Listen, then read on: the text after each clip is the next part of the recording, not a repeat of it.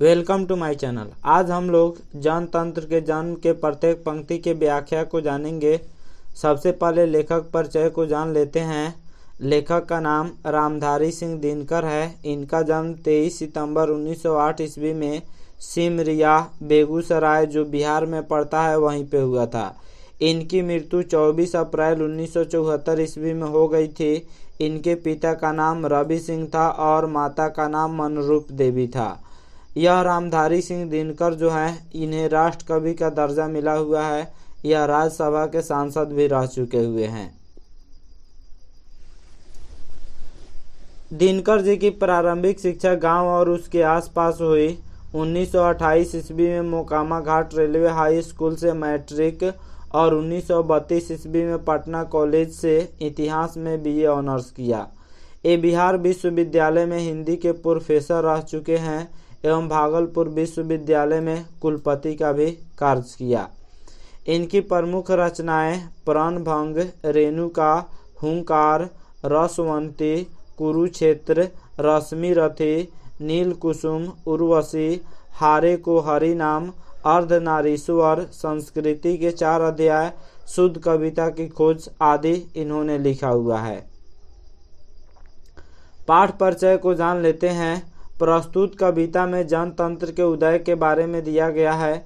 जनतंत्र का जन्म जो कविता है इसमें जनतंत्र के उदय के बारे में दिया गया है। जनतंत्र के राजनीतिक और ऐतिहासिक अभिप्रायों को कविता में उजागर करते हुए कवि यहाँ एक नवीन भारत का कल्पना करता है। इस कविता में जनतंत्र के राजनीतिक और ऐतिहासिक अभिप्रायों के बारे में कविता में लेखक उजागर करते हैं और एक नए भारत का कल्पना करते हैं। जब भारत आज़ाद हो जाता है तो एक नए भारत की कल्पना करते हैं जिसमें जनता ही स्वयं सिंहासन पर आरूढ़ होने को है। यह एक ऐसे भारत की कल्पना करते हैं जहां पे जनता स्वयं राज करेगी, वह किसी के द्वारा शोषित नहीं होगी। शुरू करते हैं कविता को। सदियों की ठंडी बुझी राख सुगबुगा उठी, मिट्टी सोने का ताज पहन इटलाती है। 2 राह समय के रथ का घर घर नाद सुनो, सिंहासन खाली करो की जनता आती है। लेखक कहते हैं सदियों। सदियों का मतलब सैकड़ों होता है। सैकड़ों वर्षों से जो ठंडी बुझी राख थी वह अचानक सुगबुगा उठी, मिट्टी सोने का ताज पहन इठलाती है। इठलाना का मतलब गर्व करना। मिट्टी जो है अपने आप को गर्व कर रही है। 2 राह समय के रथ का घर घर नाद सुनो। घर घर मिस कर्कश होता है, नाद मिस आवाज होता है।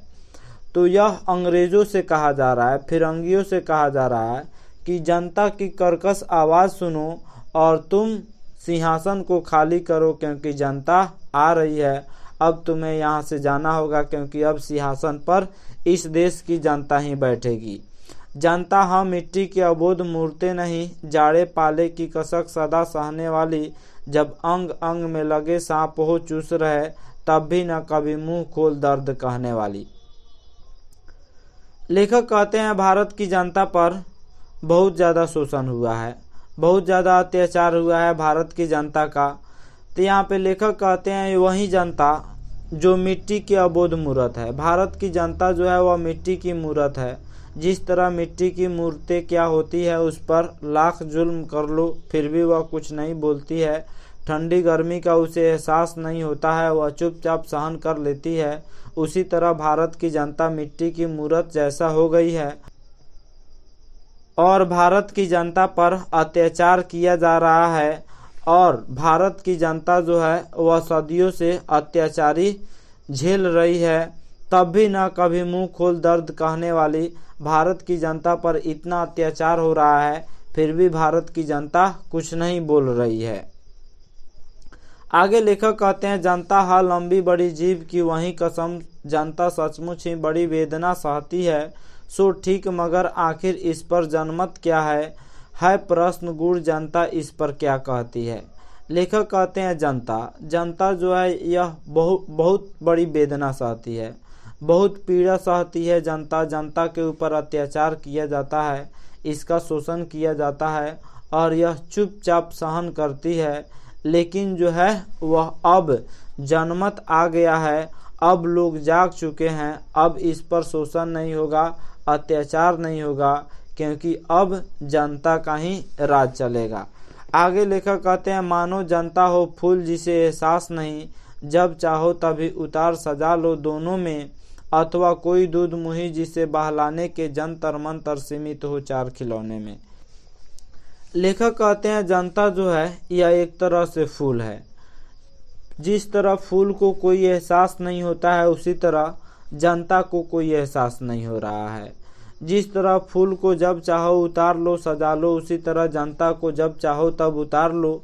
जिस रंग में ढलना चाहो उस रंग में तुम ढल दो। जितना अत्याचार करना चाहो, जितना जुल्म करना चाहो उतना कर लो, लेकिन भारत की जनता कुछ नहीं बोलने वाली है। यह जो है लेखक जो है भारत की जनता को दूध मुही बताते हैं कि इसे दूध पिला दो, यह बहल जाएगी। इसे थोड़ा जो है चार खिलौने दे दो, दो चार खिलौने दे दो, यह बहल जाएगी। लेकिन लेखक कहते हैं कि अब जनता जाग चुकी है, अब तुम्हें सिंहासन खाली करके यहाँ से भागना पड़ेगा, अंग्रेजों से लेखक कह रहे हैं। आगे लेखक कहते हैं, लेकिन होता भूडोल बवंडर उठते जनता तब कोकाकुल हो, भ्रिकुटी चढ़ाती है। दो राह समय के रथ का घर घर नाद सुनो, सिंहासन खाली करो कि जनता आती है। भूडोल का मतलब भूकंप होता है। बवंडर का मतलब जब हवा गोल गोल घूमता है उसी को बवंडर कहा जाता है। तो लेखक कहते हैं जब भूमि कांपने लगती है, बवंडर उठने लगते हैं, जनता जो है वह भ्रिकुटी चढ़ाती है। कोपाकुल का मतलब होता है क्रोध से बेचैन, भ्रिकुटी का मतलब भौवें होता है।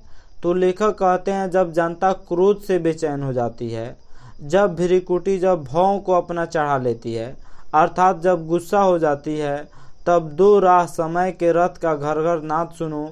तब जनता की यह कर्कश आवाज़ सुनो, यह क्रांतिकारी आवाज़ सुनो और सिंहासन खाली करो क्योंकि जनता आती है। अब इस सिंहासन पर जनता का ही अधिकार है, अब तुम लोगों को भागना पड़ेगा, यह अंग्रेजों से लेखक कह रहे हैं। हुंकारों से महलों की नींव उखड़ जाती, सांसों के बल से ताज हवा में उड़ता है। जनता की रोके राह समय में ताव कहाँ, जिधर चाहती काल उधर ही मुड़ता है। लेखक कहते हैं हुंकारों, तेज आवाज से महलों की नींव उखड़ जाती है। राजा जिस पे बैठते हैं उसी को ताज कहा जाता है। तो लेखक कहते हैं सांसों के बल से ताज हवा में उड़ता है। जनता की रोके राह समय में ताव कहाँ, जिधर चाहती काल उधर ही मुड़ता है। लेखक कहते हैं जनता जब अपने पथ पर चल देगी, जनता जब जो ठान देगी वह करके रहेगी। जनता जिधर चाहेगी उधर मुड़ेगी, जनता जो चाहेगी वह कर सकती है। अब 2 शताब्दियों सहस्त्राब्द का अंधकार बीता, गवाक्ष अंबर के दहके जाते हैं। यह और नहीं कोई जनता के स्वप्न अजय, चीरते तिमिर का वक्ष उमड़ते आते हैं। अब्दों का मतलब वर्षों होता है, शताब्दियों का मतलब सैकड़ों होता है, सहस्त्राब्द का मतलब हजारों होता है। तो लेखक कहते हैं वर्षों, सैकड़ों वर्षों, हजार वर्षों का अंधकार, जो भारत के अंदर वर्षों से शताब्दियों से जो गुलामी किया जा रहा है, जो भारत को गुलाम किया गया है, वह समय अब बीत गया। गवाक्ष अंबर के दह के जाते हैं। गवाक्ष मतलब खिड़की होता है, अंबर मीन्स आसमान होता है। तो अब जो है वह खिड़की से प्रकाश आने लगी है। यह और नहीं कोई जनता के स्वप्न अजय, जनता के स्वप्न जो है अब विजयी हो गए हैं। चीरते तिमिर का वक्ष उमड़ते आते हैं। तिमिर मिस अंधकार होता है, वक्ष मिस कलेजा होता है। अब जनता अंधकार अर्थात बुराई का कलेजा चीरकर वह उमड़ती हुई आ रही है। सबसे विराट जनतंत्र जगत का आ पहुंचा, 33 कोटि हित सिंहासन तैयार करो। अभिषेक आज राजा का नहीं प्रजा का है, 33 कोटि जनता के सिर पर मुकुट धरो। लेखक कहते हैं कि दुनिया का सबसे बड़ा विराट जनतंत्र भारत का है। तो लेखक कहते हैं सबसे विराट जनतंत्र जगत का आ पहुंचा, 33 कोटि। 33 कोटि उस समय जब यह पोएट्री लिखा जा रहा था तब भारत की जनसंख्या 33 करोड़ थी। तो लेखक कहते हैं 33 करोड़ जनता के लिए सिंहासन तैयार करो। अभिषेक आज राजा का नहीं होगा, प्रजा का होगा, जनता का होगा। 33 कोटि जनता के सिर पर मुकुट धरो। 33 करोड़ जनता के सिर पर आज मुकुट रखा जाएगा और तुम्हें सिंहासन खाली करके यहाँ से जाना होगा, क्योंकि अब 33 करोड़ जनता इस भूमि पर राज करेगी। अब तुम फिरंगियों को यहाँ से जाना होगा।